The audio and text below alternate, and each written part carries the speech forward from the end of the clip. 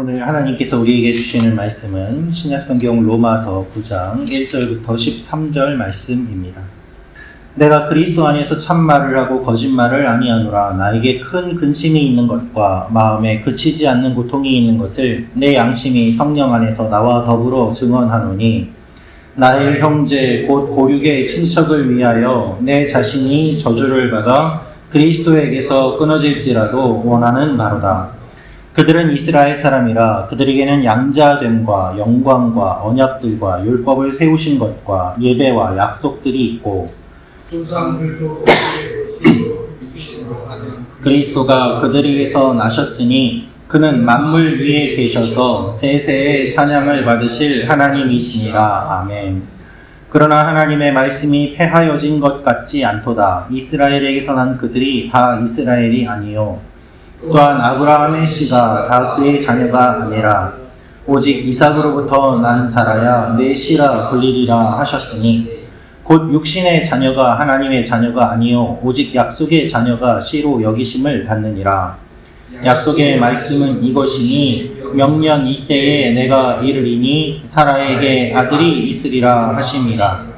그뿐 아니라 또한 리브가가 우리 조상 이삭 한 사람으로 말미암아 임신하였는데 그 자식들이 아직 나지도 아니하고 무슨 선이나 악을 행하지 아니한 때에 택하심을 따라 되는 하나님의 뜻이 행위로 말미암지 않고 오직 부르시는 이로 말미암아 서게 하려 하사 리브가에게 이르시되 큰 자가 어린 자를 섬기리라 하셨나니 기록된 바 내가 야곱은 사랑하고 에서는 미워하였다 하심과 같으니라. 아멘. 오늘 말씀은 바울이 유대인들에 대한 마음을 표현하는 내용이 기록되어 있습니다.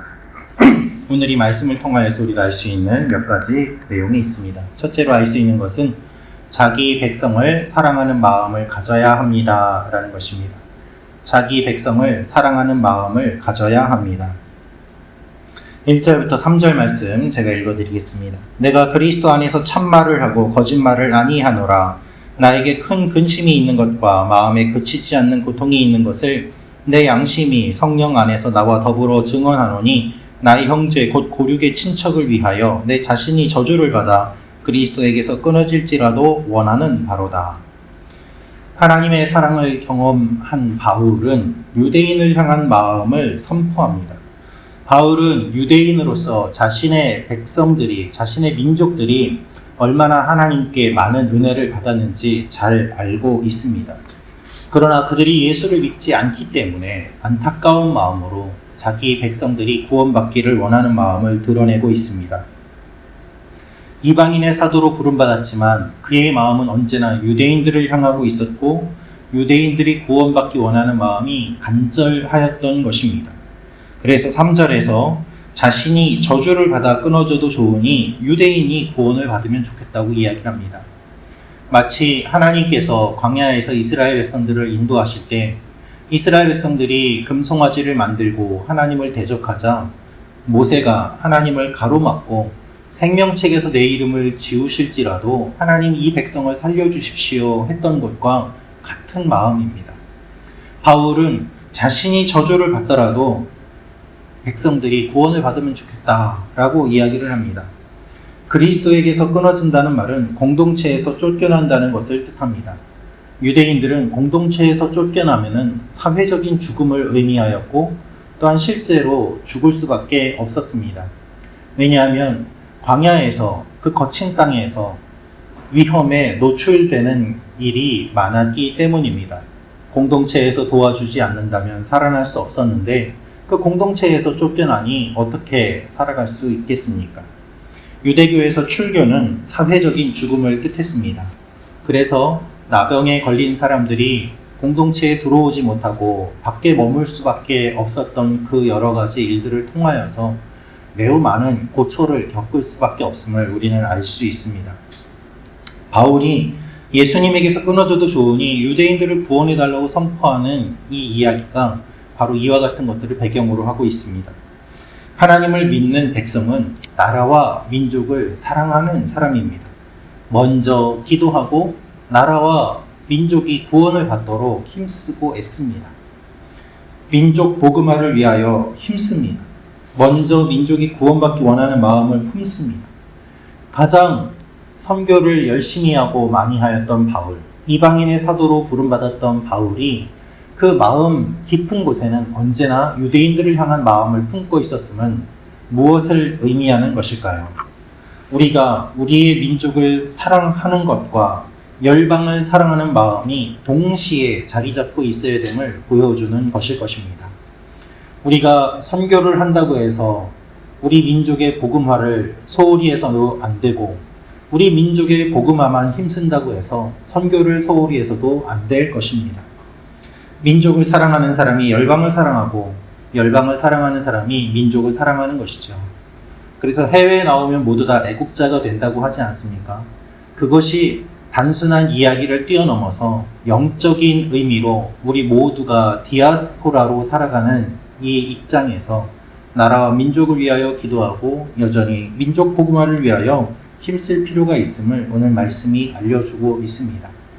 한국에 크리스찬이 많다고 하더라도 여전히 70% 이상은 예수를 믿지 않는 사람들이고, 점점 더 믿는 사람들의 수가 줄어들고 있다는 통계도 있습니다.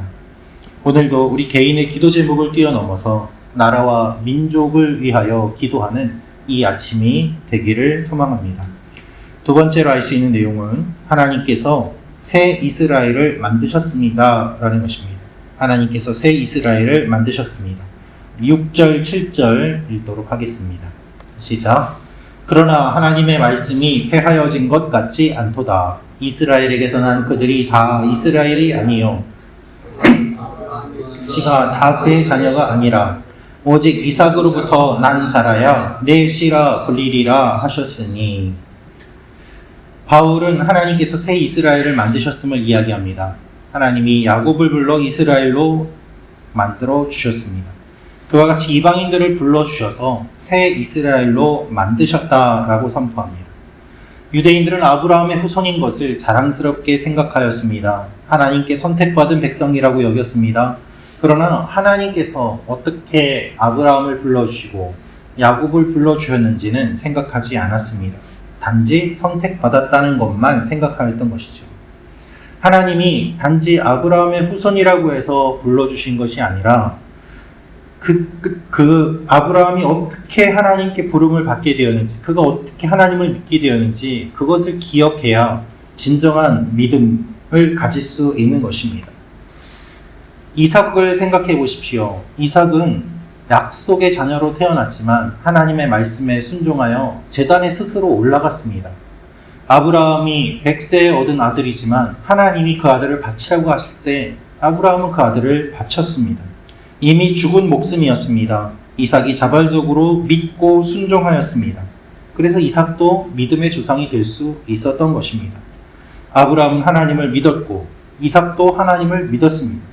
야곱도 역시 베델에서 하나님을 만나고 하나님을 개인적으로 경험하였습니다. 이처럼 믿음의 조상들은 각각 다 하나님을 개별적으로, 인격적으로 만났기 때문에 믿음의 조상이 되었던 것입니다. 따라서 아브라함의 후손이라고 해서 자동적으로 하나님의 백성이 되는 것이 아니라 개개인이, 그 민족 전체가 하나님을 만나야 하나님의 백성이 됨을 주님은 말씀하십니다. 우리 모두 그리스도를 각자 인격적으로, 개인적으로 만나야만 합니다. 그래야 하나님의 백성으로 살아갈 수 있습니다. 누가 가정에서 목회자가 있다, 누가 가정에서 직분자가 있다, 그렇게 하는 것과 내가 예수를 믿는 것이 어떠한 관계가 있겠습니까? 우리 한 사람 한 사람이 하나님 앞에 바르게 설 때 우리가 굳건한 믿음 위에 서게 될 것입니다. 전통과 습관을 자랑하는 것만이 아니라 전통과 습관 위에서 믿음의 유산을 계속해서 이어나가는 하나님의 백성이 되기를 주님의 이름으로 축원합니다. 마지막으로 알 수 있는 것은 하나님께서 주권적으로 선택해 주십니다 라는 것입니다. 하나님께서 주권적으로 선택해 주십니다.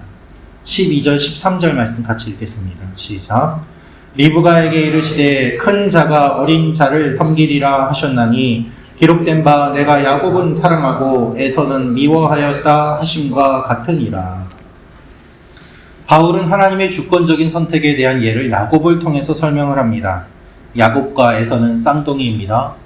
둘을 구별할 기준은 없었습니다. 태중에 있는데 어떤 기준으로 둘을 나눌 수 있겠습니까?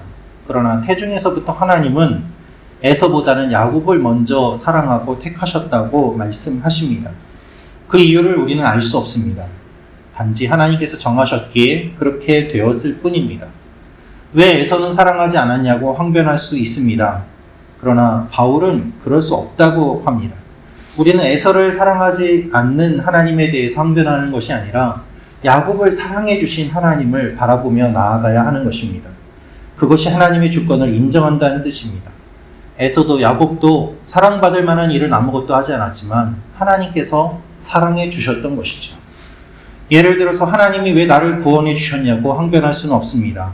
왜 저 사람은 아직 예수를 안 믿는데 나만 예수를 믿게 하셨느냐고도 따질 수 없습니다. 그저 내가 구원받은 것에 감사하고 내가 구원받은 것처럼 다른 사람도 구원받기를 위하여 힘쓰고 애쓸 수밖에 없는 것입니다. 구원받은 자로서 겸손하게 하나님의 뜻에 맞춰 살아갈 뿐이죠. 하나님이 야곱은 택하셨지만 그렇다고 에서도 버리신 것은 아니었습니다. 성경을 읽어보면 에서도 또한 많은 축복을 받았음을 알 수 있기 때문입니다. 우리가 예수님을 믿는다는 것은 하나님의 주권을 인정하고 순종한다는 뜻입니다. 하나님이 선택하셨기 때문에 가장 정확합니다. 우리가 항변할 수 없습니다. 하나님의 선택이기 때문에 그 선택은 완벽합니다. 그래서 내 눈에는 부족한 것처럼 보이지만 아직 일이 다 안 된 것처럼 보이지만 하나님께서 되었다고 하시면 그것으로 충분한 것입니다. 오늘도 하나님께서 주권적으로 선택하시는 것들이 있습니다. 하나님이 우리를 불러주셔서 이 기도의 자리에 나오게 해주셨습니다. 먼저 하나님의 백성으로 살게 해주셨습니다. 인도해 주셨습니다. 이 하나님의 인도하심을 기억하고 이 아침에 기도하며 나아가는 여러분과 제가 되기를 원합니다. 오늘도 하나님의 선택이 최고요 최선임을 기억하며 하나님의 주권을 인정하는 오늘 하루가 되시기를 주님의 이름으로 축원합니다. 기도하겠습니다. 참 좋으신 아버지 하나님, 우리가 나라와 민족을 위하여 먼저 기도하는 하나님의 사람들이 되게 도와 주시옵소서. 이 홍콩 땅에 살면서 한국을 위하여 기도하고 우리 나라와 민족을 위하여 기도하고 한국 교회를 위하여 기도합니다. 동시에 또한 우리가 살고 있는 이 땅을 위하여 기도합니다. 하나님, 우리의 기도 제목들이 많아지게 하심을 또한 감사드리고 남들보다 더 많은 기도를 할 수 있게 하심을 감사드립니다. 우리 기도에 응답하여 주시고 오늘도 주님과 동행하는 하루가 되게 도와 주시옵소서. 아버지 하나님, 특별히 태풍이 다가오고 있습니다. 아버지 하나님, 태풍 가운데서 우리 성도들 한 사람도 피해 입지 않게 도와주시고 하나님께서 폭풍 가운데서도 안전하게 지켜주시며 오고 가는 발걸음을 주님께서 주관하여 주시고 눈동자와 같이 돌보아 주시옵소서. 계속해서 기도하는 교회가 되게 도와주시고 하나님께 쓰임받는 교회가 되게 하시며 먼저 깨어 기도하는 저희에게 기도로 말미암아 하나님 홀로 영광 받으시는 귀한 일들이 일어나게 하여 주옵소서. 감사드리며 예수님의 이름으로 기도합니다. 아멘.